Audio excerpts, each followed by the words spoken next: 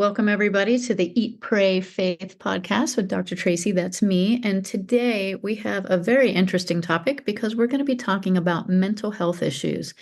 And can those mental health issues be associated or related to an underlying infection?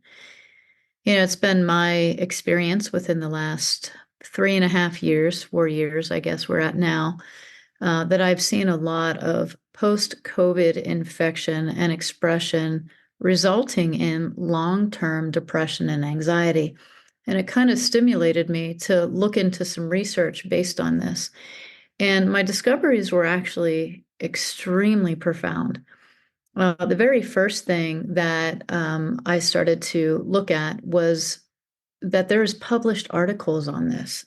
I thought that was amazing because I had never heard of it. And I think the community in general, um, the allopathic, if you want to say, the conventional approach to mental health, probably never heard of it either. Although this study was published in the Journal of American Medical Association Psychiatric Edition, right? So the JAMA of Psychiatry.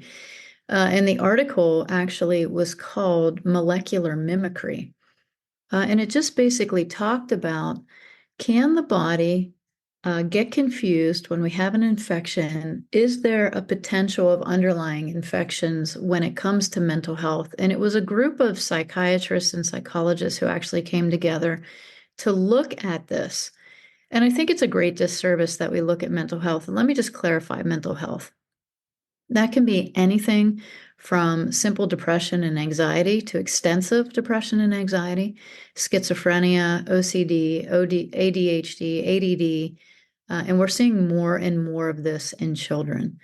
So the reason that I'm putting this out today, let me give you my testimony. Within the last 2 weeks, I've seen 4 children that had a strep infection and then a quick onset of psychological issues. Now, I think many people understand that there is a diagnosable condition that is associated with strep and a quick onset of psychosis type of symptoms. And it's called pediatric acute onset neuropsychiatric syndrome, otherwise known as PANS or PANDAS.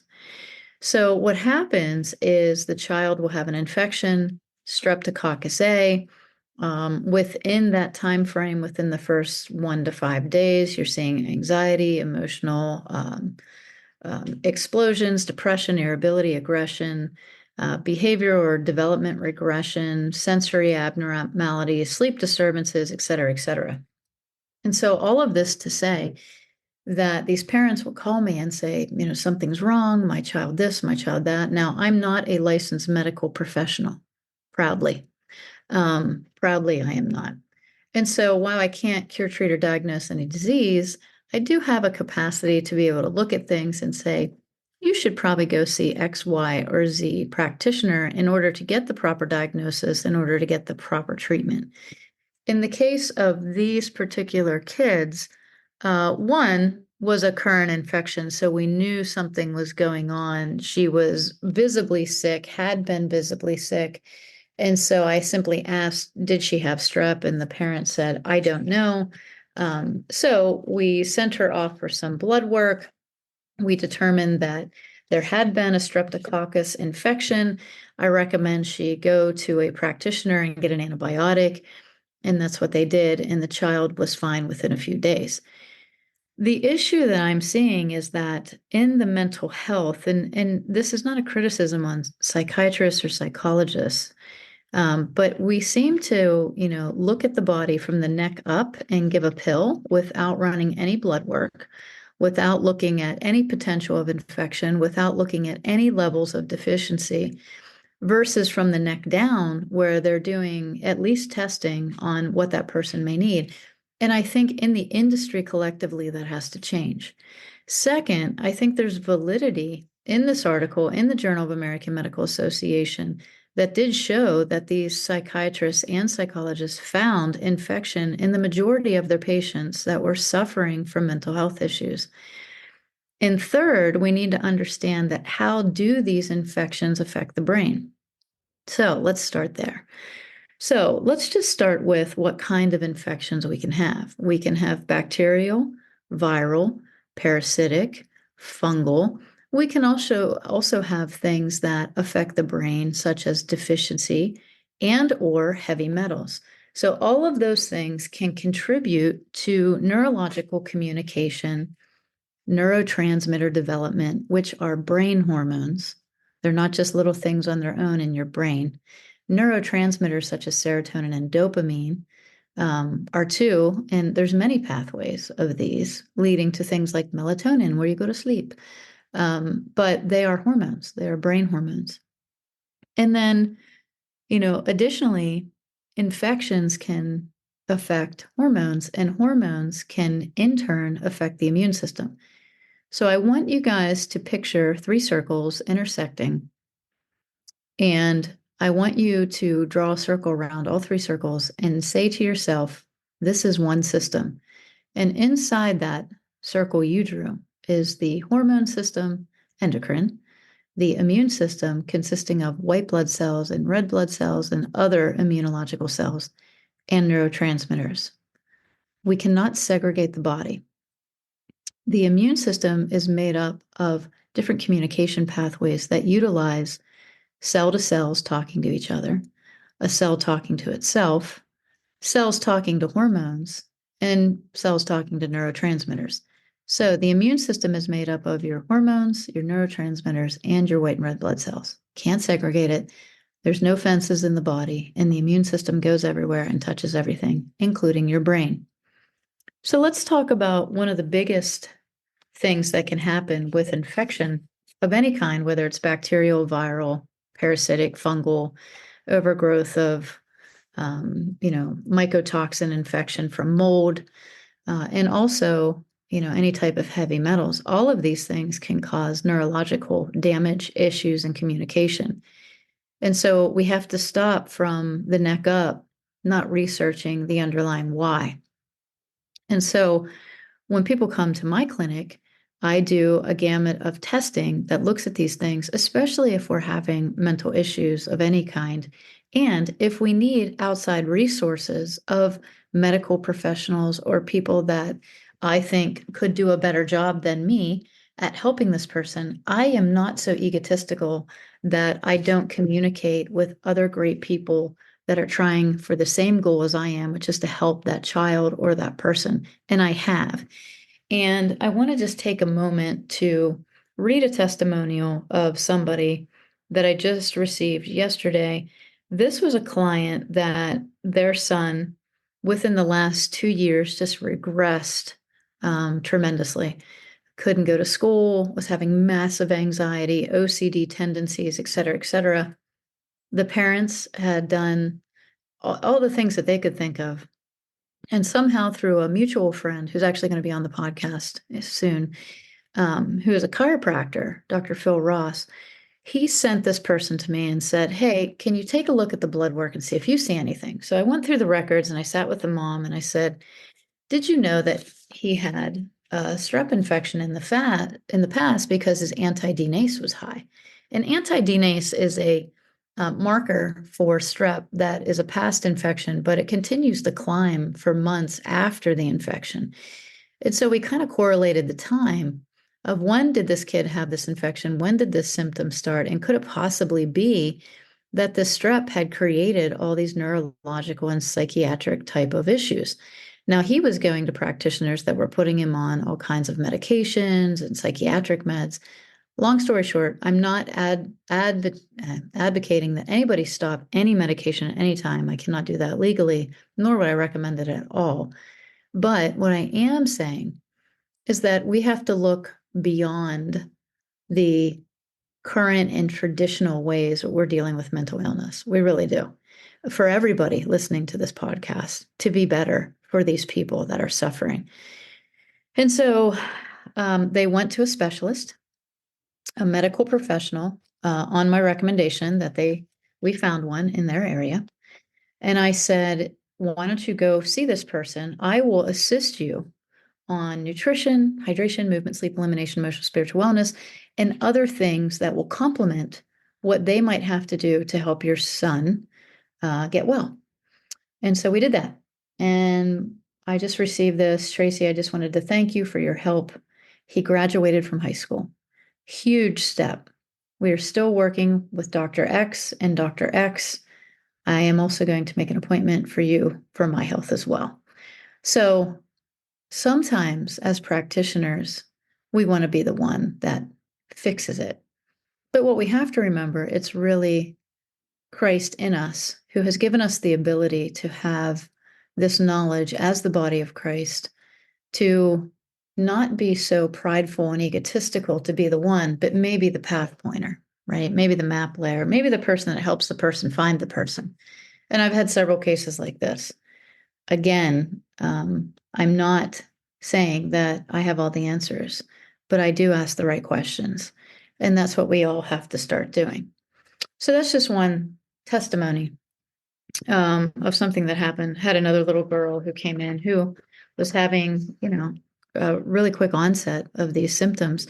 Again, I may not be able to do the things that they need, but I certainly can ask the right questions to get them to the right people. And sometimes we just have to be an advocate like that for our people. It's not about us. It's about them. It's about you and your kids and your health. And you need that advocate. You need that person that's going to look at it differently. So let's talk about some other type of infections that we know have associations with neurological manifestation, i.e. psychological issues. Let's talk about Lyme disease. Lyme disease, which many people don't know, is an expression of a type of infection. The expression of dis-ease named Lyme isn't a bacteria named Lyme. That is, the disease is named Lyme. So first you have to separate infection from expression. Because you get infected with something does not mean you're going to get sick. That's a huge thing that the whole world should have learned through COVID, that they tried to scare you and say, oh my gosh, you're going to get this SARS-CoV-2 infection and it's curtains for you. It's coitins. But that wasn't the case because people have an immune system and that's what it's for, to modulate that infection, methylate it, silence it, kill it, and move on with our lives, which the majority of us did. So with that said, you can get an infection, but not the expression of disease. But when you do have the expression of Lyme disease, it can come from different types of infection. There's a bacterial component, obviously, called Borrelia burgdorferi, which is a spirochete infection that's transmitted from the tick to the person through a bite. There's also parasitic infection that can coincide with that, and viral infection, plus reactivation of viruses that you may have been exposed to in the past, like Epstein-Barr, herpes, cyclomegaliovirus. All of those things can actually reactivate. And I will do a podcast on Lyme, but not today. So with that said, one of the bacterial co-infections with Lyme, that not just Borrelia. So Borrelia burgdorferi is the spirochete bacteria most commonly known as the infector, but there's other ones that can come too. One of them being Bartonella. And Bartonella is proven to have a neurological manifestation because the bacteria can actually surround the neurons in the brain. And so it attacks different tissues and structures and can create psychological issues, depression, anxiety, and more. So when we're looking at people and their psychological health, their mental health, it's not always because someone just is mental. I mean, the brain takes more nutrition than any other organ in the body. It has a blood-brain barrier that only surrounds certain parts of it. The hypothalamus, the pituitary, they don't have a blood-brain barrier. They don't have a protective coating. That's what that blood-brain barrier does. And these bacteria, they are strategic, especially bacteria associated with Lyme disease, has different ways of hiding from the immune system. It bores into tissues to hide. It creates a biofilm around itself to hide that the immune system can't recognize. It's a pretty tricky little bacteria. And so a lot of people that have what we call Lyme Brain realize this, that they've had a past infection. It may have gone chronic. Maybe it was misdiagnosed. Maybe it wasn't treated. There's also something called cellular senescence, which means your cells don't recover and heal from an infection. And so that's even probably more problematic because you can kill the infection, but you never heal from it. That's a whole different podcast too. But anyway, I digress. One of the research articles that I looked up, and this was interesting because it said prior to Lyme infection, depression was 0. But after Lyme disease, 98% post-infection depression. 98%. And so what do you think they're going to do to you if you walk into your doctor's office and you say, hey, doc, I'm depressed? They're going to give you a blood test for Lyme. They're going to look for Borrelia, Bartonella, Babesia, Mycoplasma. They're going to look for any of the co-infections, the parasitic co-infections, the Lyme, the viral reactivation. One of the big things with viral reactivation is that it directly affects the glial cells in the brain. And damage to these cells, especially things like SARS-CoV-2, herpes, HHV6, HHV8, Epstein-Barr, EBV, which is mono. How many, guys, think about it, how many of our teens get mono? How many of our teens have had strep as a child? How many could potentially, and are these doctors looking at underlying infection with these teens? It's no joke when we're talking about increased rate of suicide. It's no joke. We need to look at this.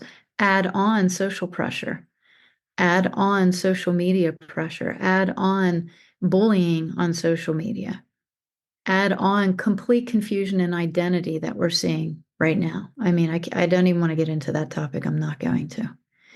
But what happens with these glial cell damage and neurocell dysfunction, that viral infections may cause neural cell dysfunction, which leads to cognitive, motor, and social impairments, including behavioral abnormalities. So in 1918 through 1919, with the influenza virus epidemic, many infected people developed psychiatric disorders or depression or schizophrenia after that. That's documented. Isn't that interesting? DNA damage, when they were studying and analyzing the RNA from the brain, they found that 26 of the 1,238 viral RNA fragments were associated with psychiatric disorders, including schizophrenia, bipolar disorder, a major depressive disorder. And the study suggested that ancient viral sequences, once thought to be junk DNA, also play a role in mental disorders. Very, very interesting stuff. And that was from News Medical and a few psychiatric times. These are documented out there. So my question is, why are we just giving a pill for an ill? Why are we just doing repression for these mental illnesses? Why aren't we taking the next step and advocating for people to have them tested for underlying infections? If there's journals being written on it, if there's articles being written on it, if they know that, we have this association with underlying infection and different strands of RNA, glial cells, and neurodegenerative issues, why are we not talking about it in public circles? What is the end game here? So if we're just going to utilize, psychological drugs, how is that going to get to the root of the issue? What if we could help the majority of people that are suffering right now? What if we could really step in and look at this and prevent a lot of unnecessary suicides? What if? And these are all speculative.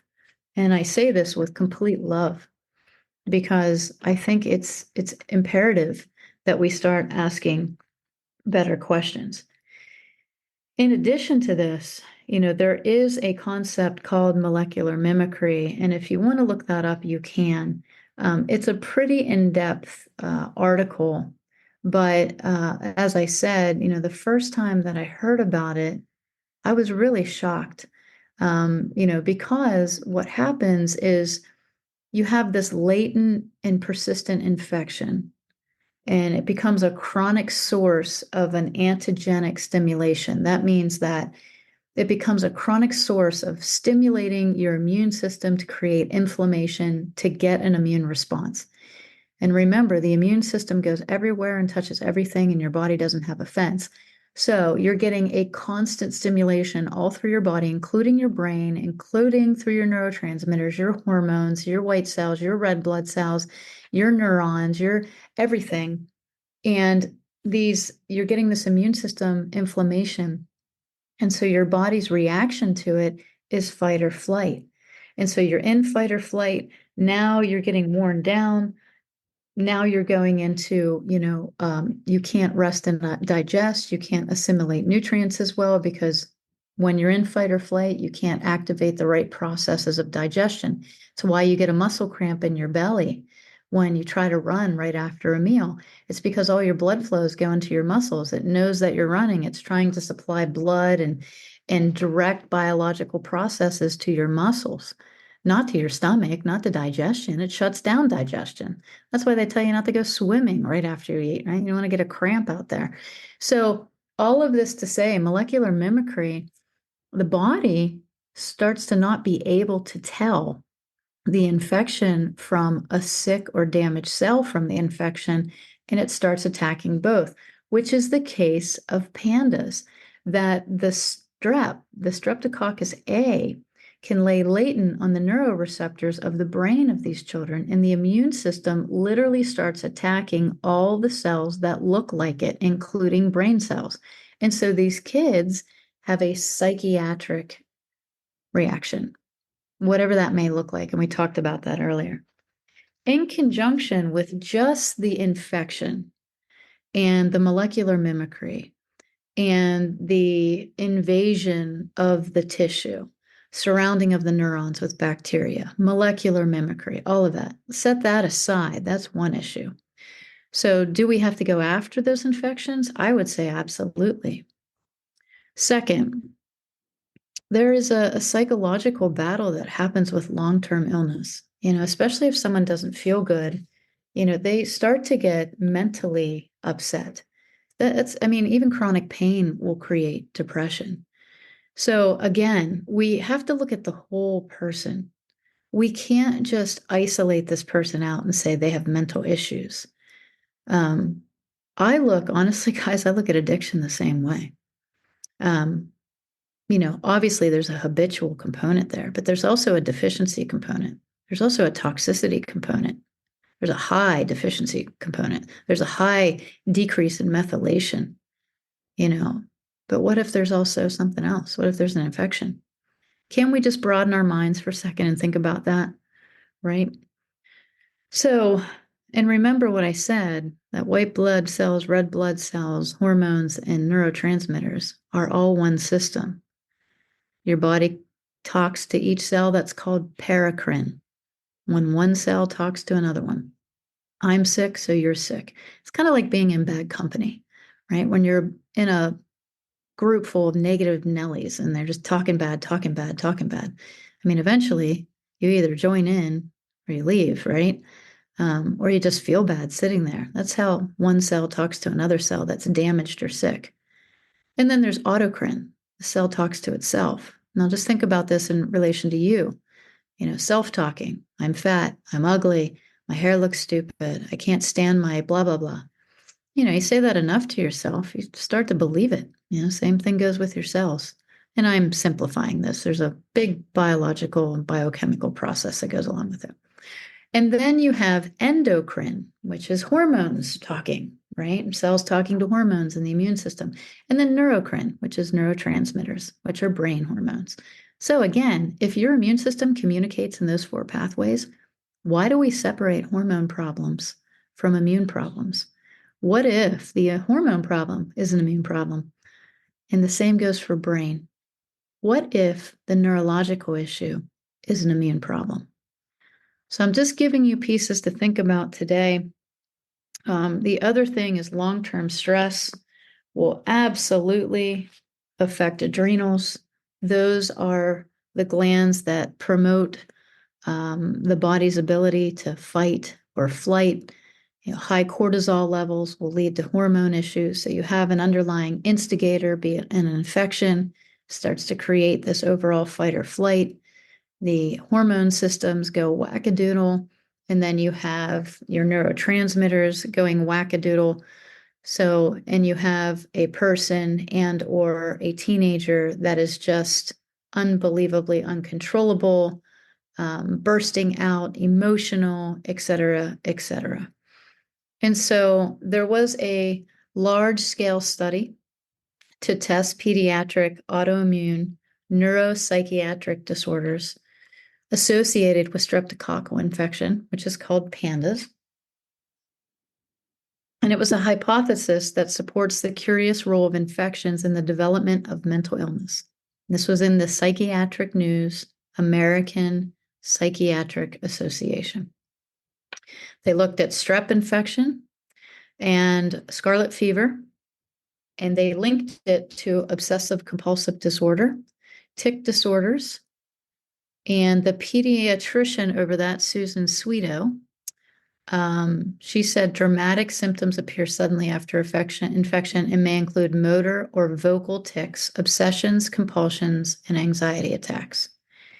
So if you're a parent and you're hearing this for the first time, I will say that it is imperative that you become the Perry Mason of your kid's health. And remember who you're standing in front of. If you're in front of a psychiatrist, they're going to say your kid has a mental issue. If you're in front of a chiropractor, they might say they have an alignment issue.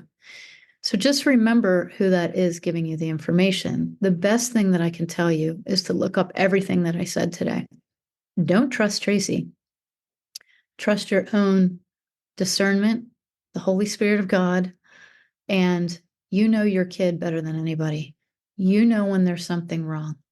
I will also say that if your child doesn't have an infection but had a prior one, that deficiency can create a ton of psychological issues. Also, looking at heavy metals. So if you need help with any of this, you can reach out. On my website, I have a team of practitioners that can help you, or you can reach out directly to me. I'm happy to do a full consult and or just a care call to talk through some of these things. That will not be a consultation, but it will be a conversation that we can have. But the best thing that you can do is be an advocate for your children, especially what I've seen after COVID here. The drastic increase in strep infections, reactivation of Epstein-Barr infections, explosion of Lyme co-infections, explosion of parasites. I attribute the high molds and mycotoxins to a lot of the EMF exposure to those bacteria. We know that electromagnetic frequencies increase fungal infections. That's been proven through studies. There's nothing done on electromagnetic fields at the currency that we're looking at with cell phones and computers in houses, in molds. I would love for somebody to do a study on that. Misdiagnoses of things, kids that get mono and are just told to go home and rest without any antiviral protocols or nutrition to support that child's recovery. And then you have what's called damaged associated molecular patterns, which means the cells have been damaged by the infection, but they never repaired. And those cells are everywhere. Hormone cells, brain cells, cells that rebuild your digestive system, your blood-brain barrier, your liver, your thyroid, your kidneys, everything, and even your blood cells. So it's high time we stop pretending and throwing poop at the wall when it comes to mental issues to repress the psychological expression of maybe something else going on underneath. It's high time we start asking more questions. And I believe that good doctors are doing this. I believe that good healthcare professionals are doing this. And you can see it in the literature. but I would advise people to actually read it, especially people in the profession of mental health, to read it and to ask better questions of their colleagues to help parents find the underlying issue. And also for parents to make sure you are relaying good information to these practitioners. One of the intake questions that I always ask is about childhood health. How many antibiotics were you on? What was it for? Did you have mono? Did you have strep? Those questions to me matter because they tell me about things that can reactivate later, especially what we've seen in 2020 and beyond.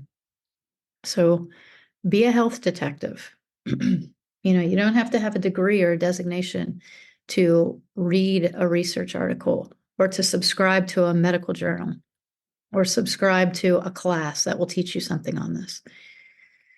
Again, if you need help, we do specific testing, not for diagnostic purposes, but to ask better questions at my place, because I don't particularly believe in disease. I believe in dis-ease. I believe in infection.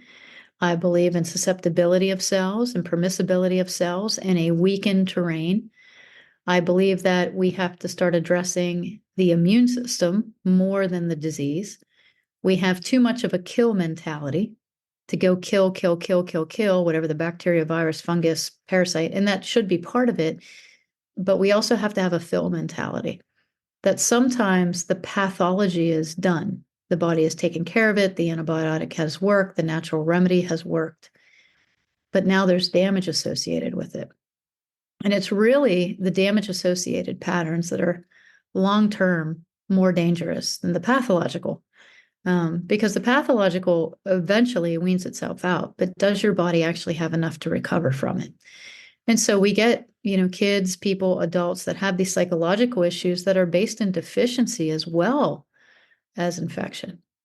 So a lot more to say.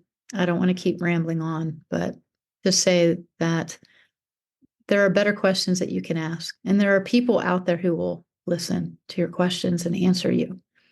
If you need help, reach out. My website is www.traceystroup.nd.com. TRACEYSTROUP, N as in Nancy, D as in dog.com. So God bless you and keep you. May his face shine upon you, give you peace. See you next time.